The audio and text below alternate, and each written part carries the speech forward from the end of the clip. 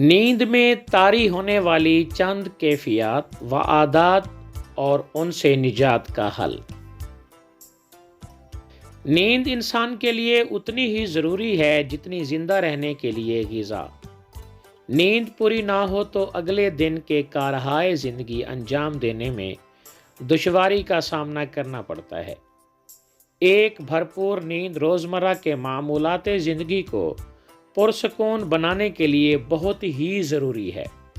اگر پرسکون نیند نہ ہو تو تھکن، بے چینی اور کئی نفسیاتی مسائل کا سامنا کرنا پڑ سکتا ہے۔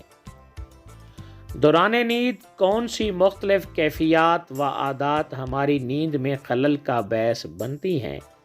آئیے ان پر ایک نظر ڈالتے ہیں۔ خواب خرامی یعنی سلیپ واکنگ۔ نیند میں چلنا نیند اور بیداری کے بیچ کی ایک کیفیت کا مظہر ہے۔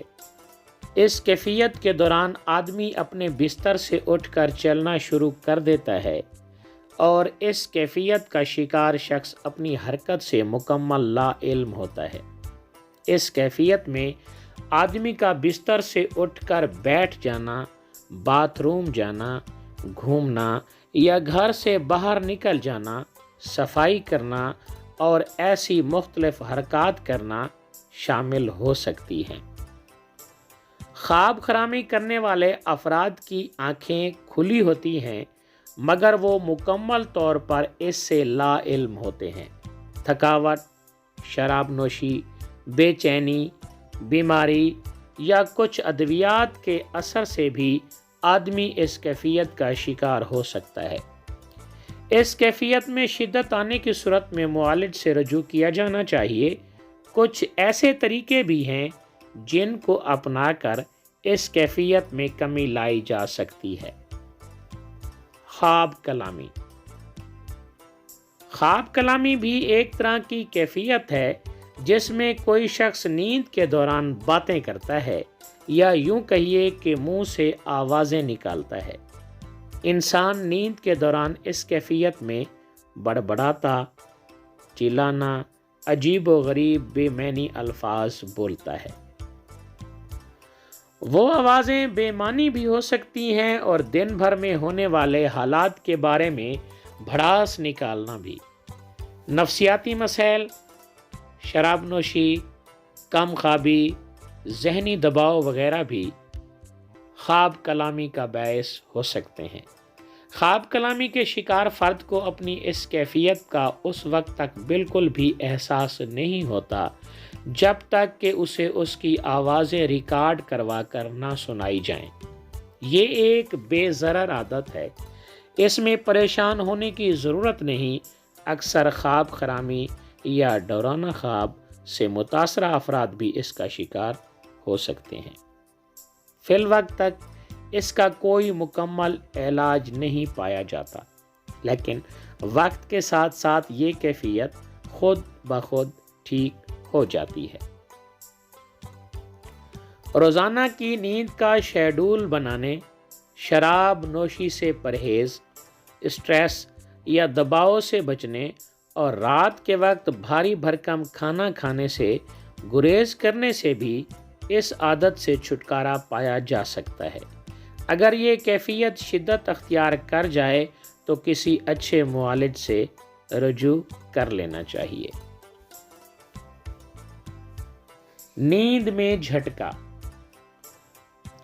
نیند کے دوران اگر کسی شخص کو اچانک جھٹکا لگتا ہے تو اس کیفیت کا نام ہائپیک جرک ہے۔ اس کیفیت میں انسان کو ایسا بھی محسوس ہو سکتا ہے کہ جیسے وہ کسی اونچی جگہ سے گر رہا ہو۔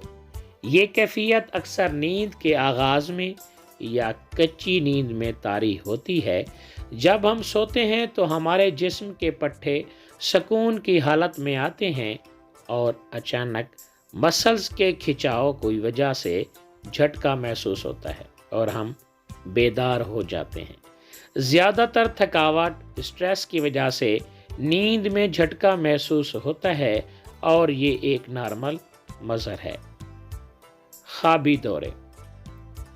اس کیفیت کے شکار افراد کو کہیں بھی کسی بھی وقت نیند آنے لگتی ہے، یہ نیند کے جھٹکے اتنے شدید ہوتے ہیں کہ آدمی اچانک سے سو جاتا ہے۔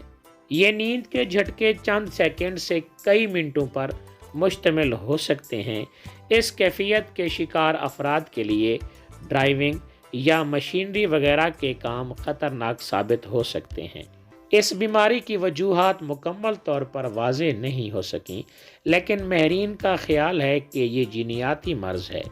ہارمونل تبدیلیاں، اسٹریس، ایب نارمل نیند وغیرہ بھی اس مرض کا باعث بنتی ہیں۔ اس مرض کی شدت کی صورت میں ڈاکٹر سے رجوع کر لینا چاہیے۔ سلیپ پیرالائسس، اس کیفیت میں دوران نیند ریپڈ آئی موومنٹ یعنی نیند میں آنکھ کے پپوٹوں کی حرکت سے ہمارا ذہن تو بیدار ہو جاتا ہے مگر جسم ابھی آرام کی حالت میں ہی ہوتا ہے اور مفلوج رہتا ہے۔ اس کیفیت کا سامنا کر رہے انسان کو خوفناک شکلیں دبوچتی نظر آتی ہیں۔ اس کے علاوہ ڈراؤنے خواب آتے ہیں اور ہیلوسینیشن بھی ہو سکتی ہے۔ اس کیفیت کی کئی ایک وجوہات ہو سکتی ہیں جن میں اینگزائٹی، شراب نوشی، ذہنی دباؤ، کم خوابی وغیرہ شامل ہیں۔ اکثر لوگ اس کیفیت کو جنات کا سایہ بھی سمجھتے ہیں۔ اپنے نیند کے شیڈول کو بہتر بنا کر اس کیفیت سے چھٹکارا پایا جا سکتا ہے۔ شدت کی صورت میں ڈاکٹر سے رجوع کیا جائے، اس کیفیت سے چھٹکارا حاصل کیا جا سکتا ہے۔ جی، اب ہیں خراٹے۔ نیند کے دوران سانس میں رکاوٹ کی وجہ سے آوازوں کا لرزش کے ساتھ نکلنا خراٹے کہلاتا ہے۔ ویسے خراٹے نقصان دہ نہیں ہوتے، لیکن ان کی شدت کسی حد تک نقصان دہ ہو سکتی ہے اور فالج یا دل کے دورے پڑنے کا خطرہ ہو سکتا ہے۔ خراٹوں کی کئی وجوہات ہو سکتی ہیں جن میں موٹاپا، ہائی بلڈ پریشر، دل کی بیماری یا شراب نوشی کو شامل کیا جا سکتا ہے۔ خراٹے آپ کے پارٹنر کے لیے پریشانی کا باعث بن سکتے ہیں۔ اچھی خبر یہ ہے کہ اب خراٹوں سے کسی حد تک نجات یا کم از کم کنٹرول ممکن ہے، جس کے لیے کسی اچھے معالج سے رجوع کیا جائے تو بہتر ہے۔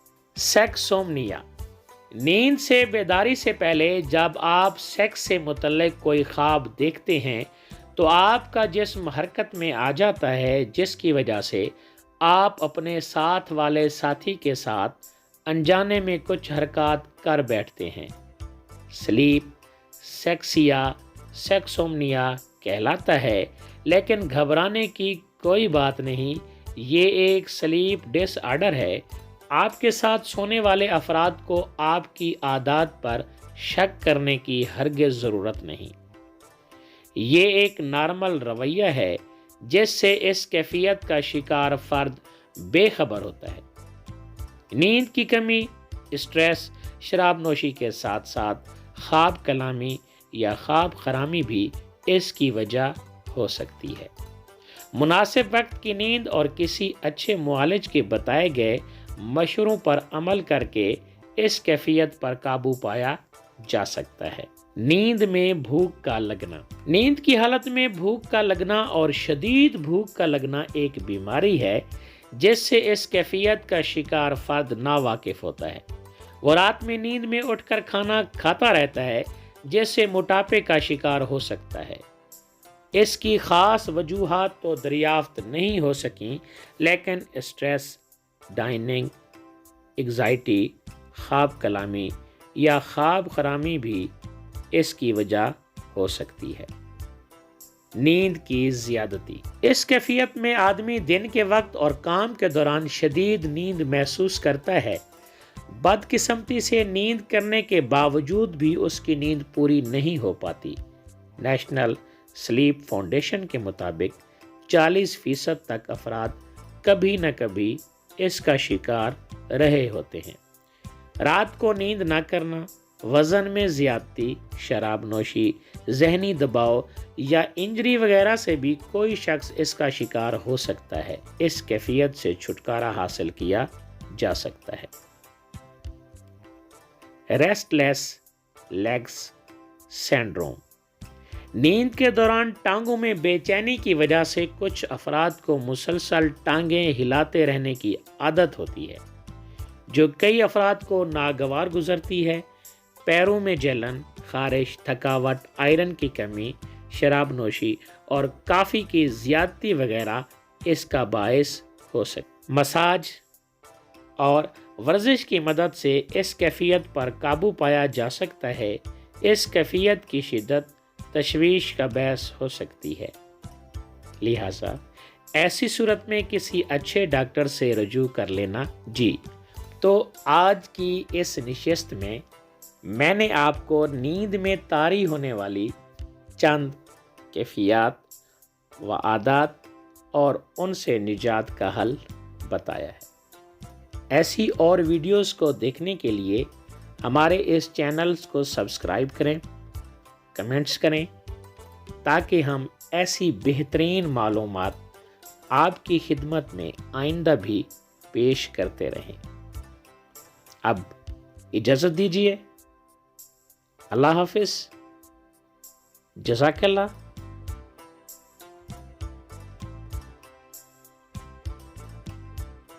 ایسی اور بہت سی ویڈیوز کے لیے ہمارے چینل کو سبسکرائب کریں اور ویڈیوز کو لائک بھی کریں۔ شکریہ۔ اب آپ سے اپنا فیصل بن طلحہ اجازت چاہتا ہے۔ اللہ تعالیٰ آپ سب کا حامی و ناصر ہو، آمین۔ اللہ حافظ۔